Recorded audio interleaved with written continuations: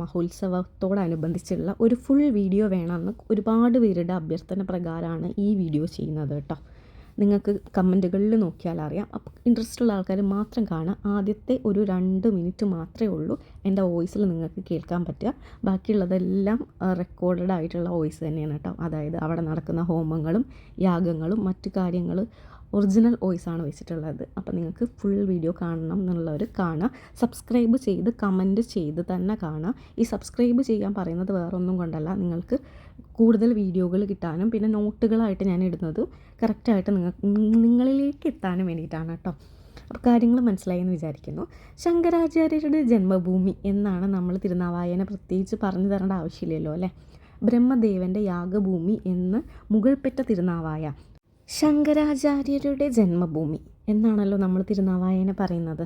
ബ്രഹ്മാവിൻ്റെ യാഗഭൂമി എന്നറിയപ്പെടുന്ന മുകൾപ്പെട്ട തിരുനാവായയുടെ പ്രാചീന കാലം മുതൽ നടന്നു വരുന്ന മഹോത്സവം 250 വർഷങ്ങൾക്ക് മുമ്പ് ബ്രിട്ടീഷുകാരുടെ ഇടപെടൽ മൂലമാണ് നിർത്തലാക്കിയിട്ടുണ്ടായിരുന്നത്. എന്നാൽ അതേ പ്രൗഢിയോടുകൂടി 2026 18 മുതൽ ഫെബ്രുവരി 3-ാം തീയതി വരെയാണ് ഇപ്പോൾ മഹോത്സവം നടന്നുകൊണ്ടിരിക്കുന്നത് കേട്ടോ. 18-ാം തീയതി മൗനി അമാവാസിയിലാണ് തുടങ്ങിയിട്ടുണ്ടായിരുന്നത്. 3-ാം തീയതി മാഘമാസത്തിലെ മകം നക്ഷത്രത്തോടു കൂടിയാണ് അവസാനിക്കുന്നത് കേട്ടോ. ഈ വർഷത്തെ മഹോത്സവത്തിന് പ്രത്യേക ഒരു കാര്യങ്ങളുണ്ട്. എല്ലാവരിലേക്കും എത്തിയിട്ടുണ്ടാവുമല്ലോ.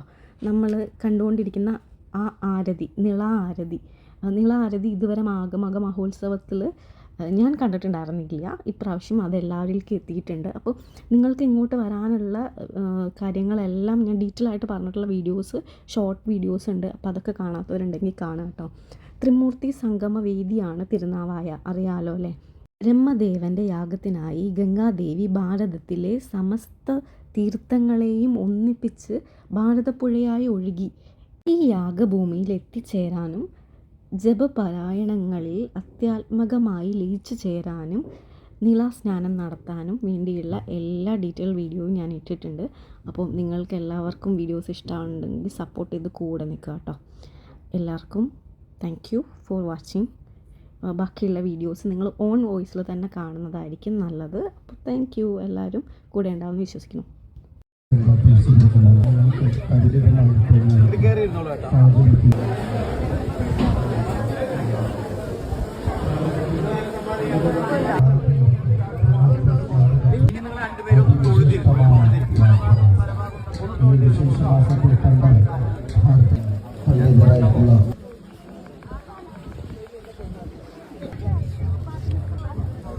മറ്റെവിടെയും ഇതുപോലെ എത്ര കൃത്യമായിട്ട് സ്നാനം നടക്കും എനിക്ക് തോന്നുന്നില്ല. നമ്മുടെ ഹരിദ്വാറിലും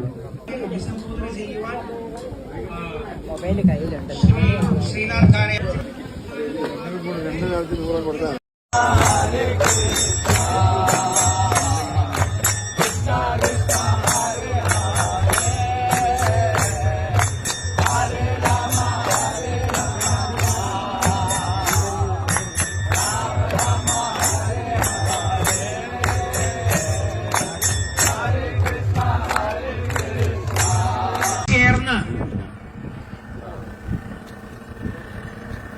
നവാമുകുന്ദനെ തൊഴുത് ചമ്രവട്ടത്തപ്പന്റെ പാദങ്ങൾ കഴുകി പശ്ചിമസമുദ്രമെന്ന സിന്ധുസാഗരത്തിൽ അഥവാ അറബിക്കടലിൽ സ്വയം സമർപ്പിക്കുന്ന നിളാസിന്ധുവിനെ ജ്ഞാനപ്രവാഹമായി കണ്ട് ഒന്ന് മനസ്സിൽ നമസ്കരിക്കുക.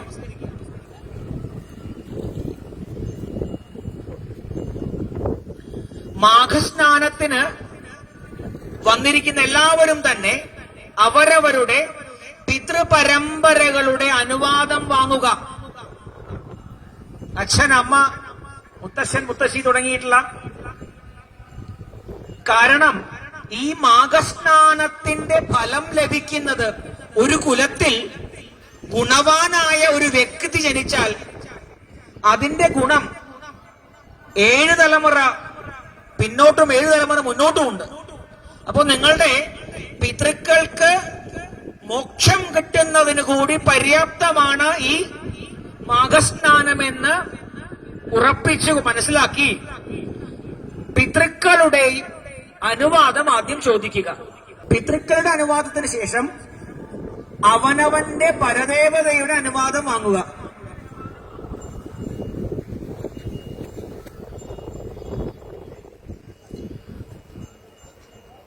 അവനവന്റെ ഗുരുപാരമ്പര്യത്തോട് അനുവാദം വാങ്ങുക.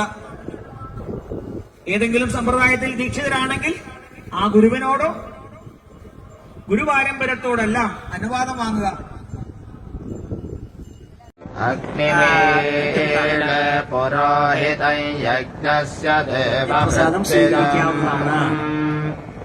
ഹോതാരം രത്നധാ. Inhale right Ashwasanchalanasana. Hold your breath Dandasana. Exhale Ashtanga Namaskara. Inhale Bhujangasana.